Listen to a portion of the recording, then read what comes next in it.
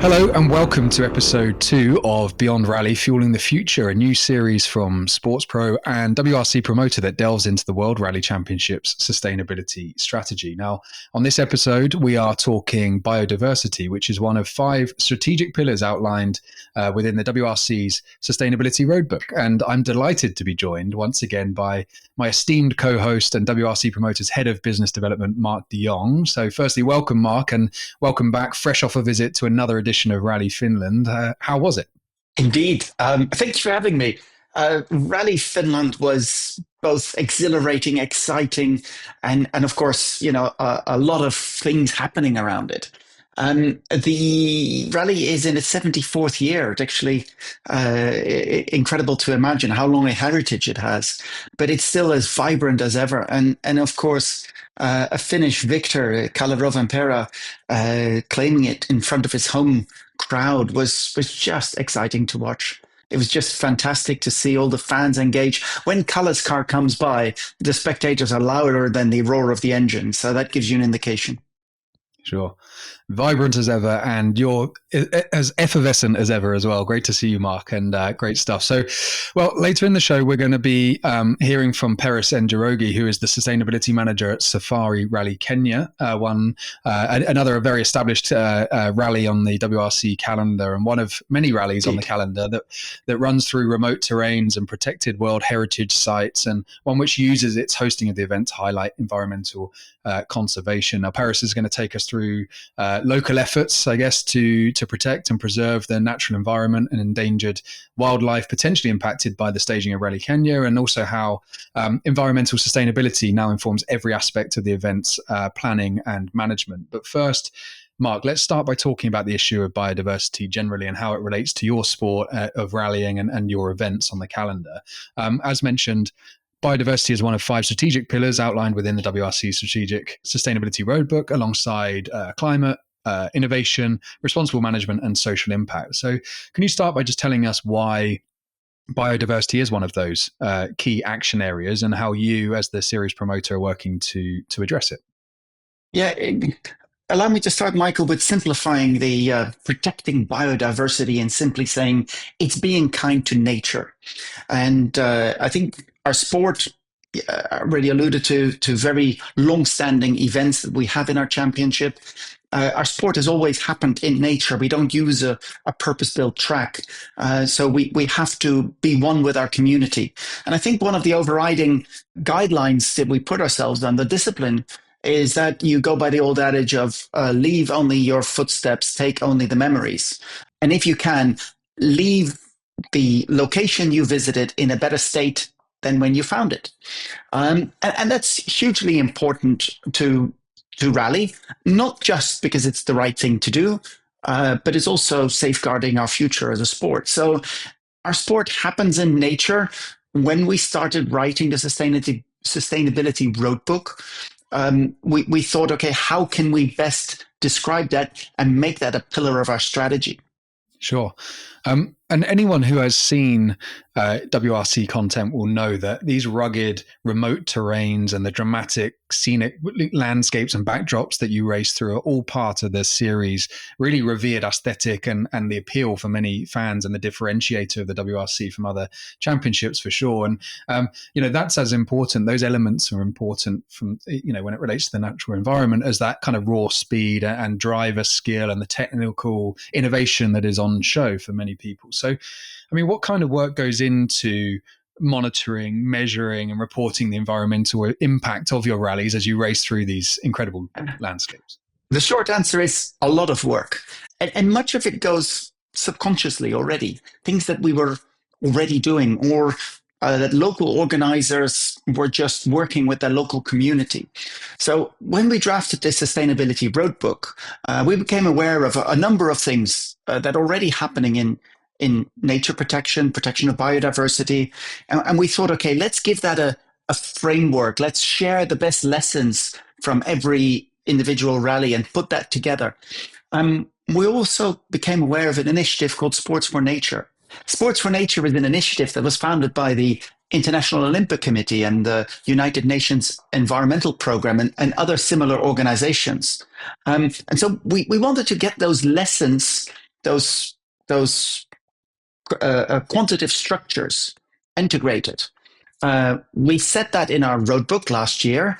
We targeted 2030 to be nature positive. In other words, to think about nature in everything we do. And then, comes the question, how do you go about that?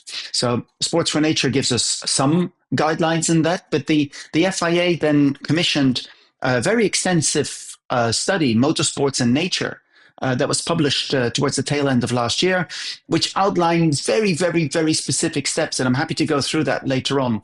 Now, you measure, you evaluate, and you improve. That's the nature of every good strategy. But where do you start from? And I think you start from just being aware of nature. And throughout my time, and I've spent 25 years in WRC, we already been doing a lot. You planned a calendar around the right timing of events. I used to like giving the example that when we were competing in Rally New Zealand, we would avoid lambing season, for example, as a time of the rally, because farmers might need to go and help out the sheep that are lambing in the field at any given time. The sheep don't wait for the rally cars to pass by. So you avoided sensitive seasons and you avoid sensitive areas when you plan the rally and the route of the rally. So a lot of these things were already done on a local level, and now we're just bringing that together under an overarching umbrella, a structure, a strategy that is understandable for everybody. Sure. Let's go deeper into some of those specific examples, because I think that's an excellent example there. You talk about Rally New Zealand and the avoiding the lambing season, but to really understand how that consideration of the natural environment and protection of biodiversity really, manifests within the planning and delivery of your rallies. From next year, as I understand it, the World Rally Championship organisers and also event organisers on the European Rally Championship will need to initiate nature restoration actions as part of your overarching aim to achieve, as you say, nature positive status by 2030. So, yeah, exactly how is that manifesting at your rallies, and some specific examples, because I really think that's what brings this to life for many people. Yeah. So based on the Motorsports and Nature report that the FIA published, the FIA started a biodiversity working group. And that is the forum to share ideas and to share best practices and to give a body, to give direction to that strategic objective of being nature positive by 2030. From that, we've developed a tool. It's called the Nature Management Tool, or the NAMATO in our internal correspondence. It basically looks at four aspects of the rally. The number one is intrusion. Where do you cause impact on the environment directly as you compete? That's, the cars driving through roads, the light that might penetrate late in the evening, all these kind of elements. Your second one is, where do you pollute? And that's not just the cars, but it's also the spectators. And as you can imagine, the visitors, and in Rally Finland last weekend, they were over 100,000 per day, and it's a 4-day rally. You get quite a bit of impact from spectators. Then you have the indirect impact. For example, when you drive through a water crossing, where does that water go? What does it wash away with it? And then finally, you want to make sure that you don't spread invasive species from one habitat to another. And that's something that sounds very logical, something we've been addressing for years by cleaning thoroughly when we go from one rally to the next. You don't take the seeds or plant material from one area with you to the next area. So all these kind of attention points are now registered. And over the next 4 years, there's a period of study, measuring, and gradually then trying to improve where the impact is negative and turn it into a positive. That's basically a 4-year plan ahead of 2030. I think a lot of events have done a lot of great things, and now it's combining all that knowledge into an overarching checklist, for lack of a better word, where every event can attack the negative sides of our sports and minimize them. Sure. So a lot of knowledge sharing goes on between the rallies and between event organizers. But away from the rallies themselves, I'm interested to know in what ways you're leveraging the WRC's platforms and channels to really communicate and highlight all this great work that is being done and the ongoing conservation efforts across the series as well. You're absolutely right. We do a lot of great work already. Great work that largely goes unnoticed. I mean, Finland, to give you an example, Finland places well over 300 bins in the immediate fan zones of the rally to collect waste, and then separates that and recycles where it can. You know, that's a good example of making sure you reduce the impact by giving spectators an opportunity to get rid of unwanted waste, and educating them that they, if you don't see a bin, they should take it home with them. I think another interesting one is a Finnish example on mitigation. So in other words, accepting that you are doing some damage, you repair it afterwards. Not only do you repair the roads, you've got actually a team that looks after the health of the roads and the spectator areas for 365 days of the year, but they also plant their own forests. So they've acquired 27 acres of peatland. They've, by now, over the last 6-7 years, reforested that with about 39,000 saplings that have been planted. So you do these kind of activities to improve the health of the forest and nature, to protect, for example, insect diversity. That's really underrated, and something we can improve in the days that the rally isn't held. Now, so far for the practical examples, now more for the communication. We have approximately 1.3 billion TV viewers and a community of about 200 to 300 million people that watch WRC on social media and digital media. I think we have a responsibility to tell them the right stories, to tell them about the importance of protecting nature, being kind to nature, educating beforehand how they can behave in the forest when they go and visit a rally, that they have to take their trash with them, but also drawing highlights to conservation efforts that happen around the rally. You know, you'll hear Peris talking that we've sent drivers to visit such ecological initiatives as a shelter for young elephants who have been orphaned, and the drivers have helped out for a day, mucking out the stables and feeding them. And of course, that is an opportunity to show the efforts that go into conservationism. I think we've got a lot to be proud of. We've got a great platform to talk about it, and that's a responsibility we have. After all, as WRC promoter, we're not experts in biodiversity protection or other environmental topics, but we are experts in communication. So we're making our platform available for those messages. Mm-hmm. And Marc, would you say your communications and those stories that you're telling are really resonating with your fan base and the engagement you're seeing, whether they're event attendees or indeed consumers of your content through digital media? Increasingly, yes.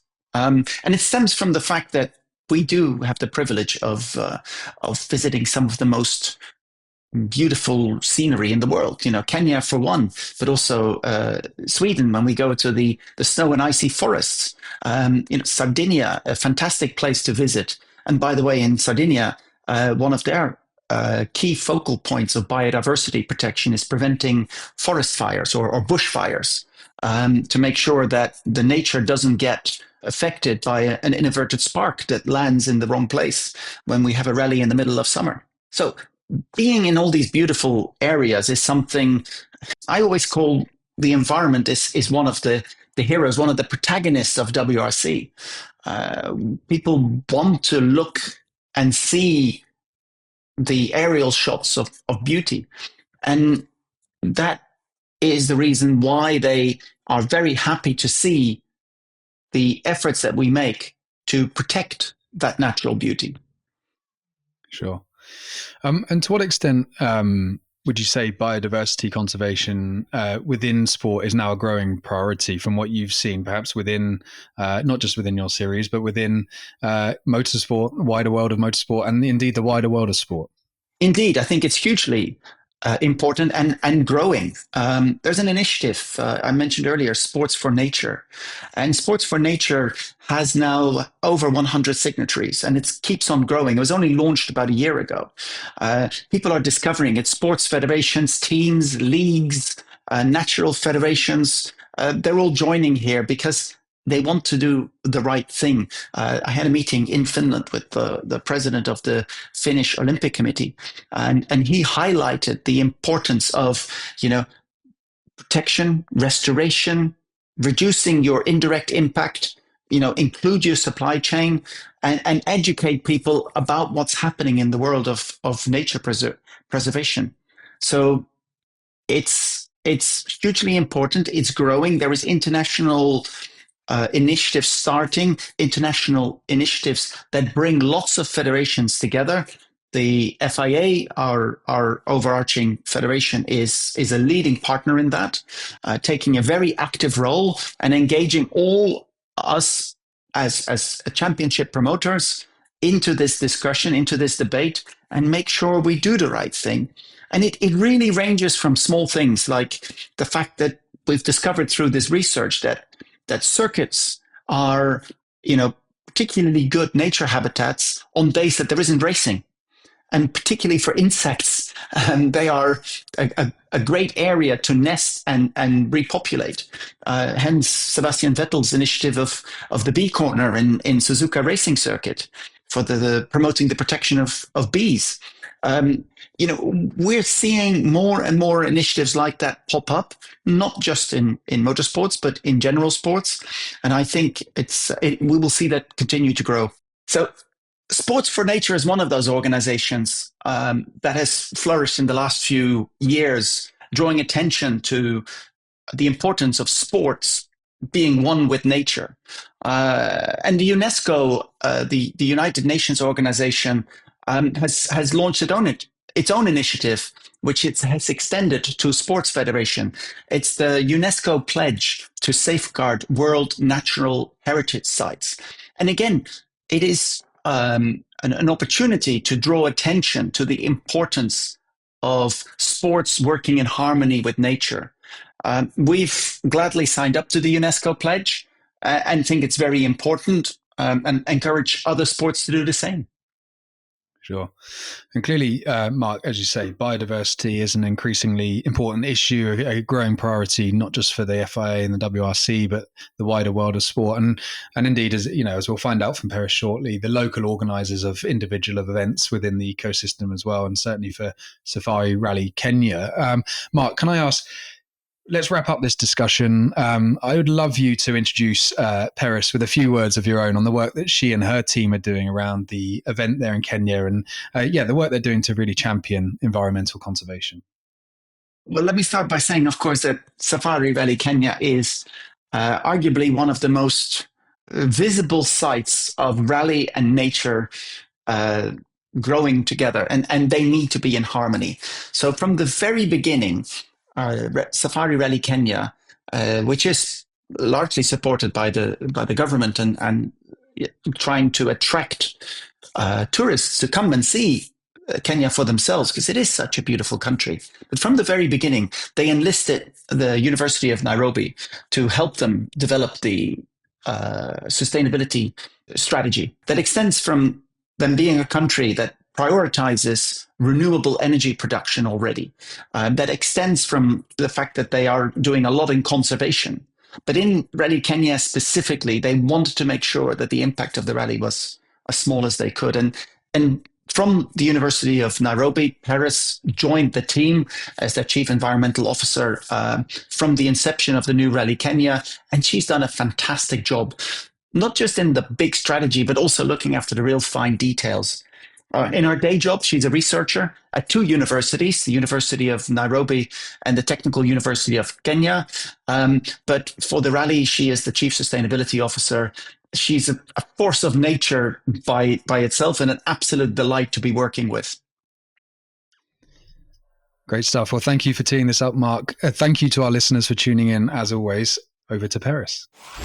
As a sustainability manager at Safari Rally, my main role is to ensure, number one, that everything we are doing, we have sustainability at the center of it. Another key role, which is very important, is to make sure that we are guided or we're complying to the regulations set by FIA and also to the national regulations, both on environment and also on biodiversity protection. So then I come in as the person who brings everything together between the sporting, the community, and nature. So I'm that one person who brings all these things and make sure that everything works very well. I think what brought me to motorsports is my love for sustainability. So my background, I have a master's in energy and environmental change and a PhD in climate change adaptation. So basically, I am into environment, sustainability, and all of that. I was initially working with the national agency that's in charge of my environmental management in the country. And that is where I got to interact with the former head of sustainability who had come to seek audience with the agency on how they can embed sustainability into the sport, because he was more of a technical person. Now, motorsports being a very technical sport, he was from an engineering perspective and he had come to seek guidance, and that's how I got into that. First as a consultant, as a sustainability consultant, and then as a full-time head of sustainability for Safari Rally Kenya. Safari Rally is so unique from an environmental perspective. First of all, because of the areas we run the environment in. So we have 3 biodiversity areas. We call them IBAs, so International Bird Areas. We have Ramsar sites, which are wetlands of international importance. We have UNESCO World Heritage Sites. And we also have all of it except the Nairobi stage is held in wildlife conservancies. So therefore that makes it so unique, because you need to ensure that as the machines are going around and going through, we are protecting the animals, number one. Number two, for the World Heritage Sites, we ensure that we do not have any negative impact on that. So Elementaita is one of the stages. It is a World Heritage Site. Hell's Gate is one of the stages. It is an important bird area. The whole of Naivasha, where the event happens, is a wetland. So it's in the Ramsar sites, a lot of them. And also we run in one of the stages called geothermal. And geothermal is where we produce electricity. And 90% of Kenya's electricity is green, and it's from geothermal energy. So these are the kind of areas where we run. So as the driver is passing or cruising through, you can see the geothermal steams, you can see the giraffe, you can see all sorts of wild animals. So it's quite interesting if you look at it, because we blend nature, man, machine, all of these things have to work in tandem. Affects the other. So even the wild animals, sometimes you'll see a giraffe enjoying the rally and smiling. I think they smile. Yeah, you'll see the flamingos at a distance. So it's very unique in that aspect from our perspective. Yeah, so one of the things that we must ensure that we do is within the conservancies that we run in, one, we look at, as the landowner, what do you do when the rally is not there? So because these are people who are very passionate about wildlife, these are sanctuaries that are specifically for wildlife protection. So they have their own strategies that they're doing. So then when we come in during the sport, what we do is we synergize and ensure that what you do, we do not deviate. I'll give you an example. So in one of the stages where we have the shakedown, the animals, there's a watering pan for the animals. So then what we do, because during the rally, the animals cannot come there, we'll have to make sure they are away. So then we'll put some salts in a different watering pan, which is way away from where the live stage is going to be. And that will be done like a week or 2 weeks before the event. And we don't put it in the normal watering pen. So what happens is the animals will come and realize there's nothing for us here, and we need to go like a distance from this spot. So by the time the event is coming, the animals have already gone to a different watering point, because we don't want them to suffer on that day, because we are bringing the cars to where they're supposed to be. So then that means we have to work together with the landowners. We have to work together with the ones who are running these conservancies to make sure that when it's time for us to come in, we've already had a contingency plan and an alternative such that these animals will not suffer at all because of our presence. And when we talk of renewable energy and motorsports, for me, I was really, really happy when we were running the hybrid cars.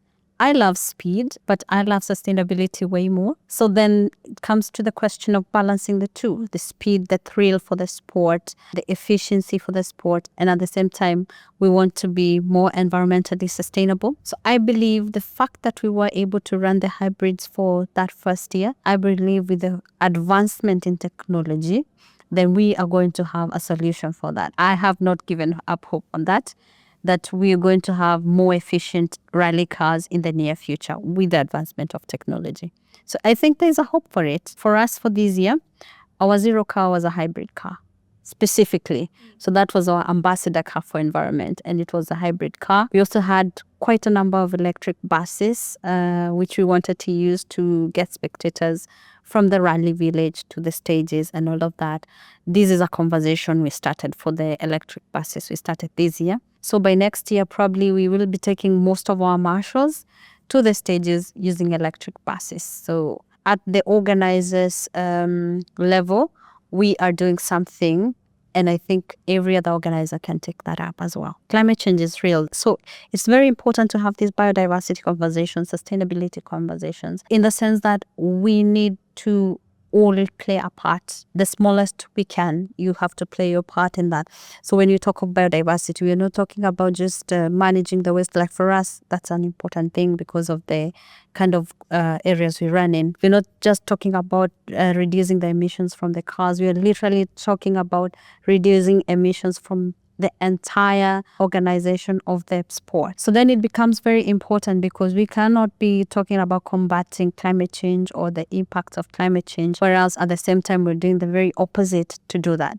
So because we cannot give up the motorsport, that's for sure. We cannot give that up. We love it too much. So then what we need to do is have a conversation in the sense that we will have the sport, but we will do 1, 2, 3, 4 things to create a balance and to reduce the emissions. For us, when you talk of biodiversity, it's all encompassing. It's the animals, it's the environment, it's the pollution, it's all of that. We come to a different country, a different organization. When they talk of biodiversity, for them could be different things.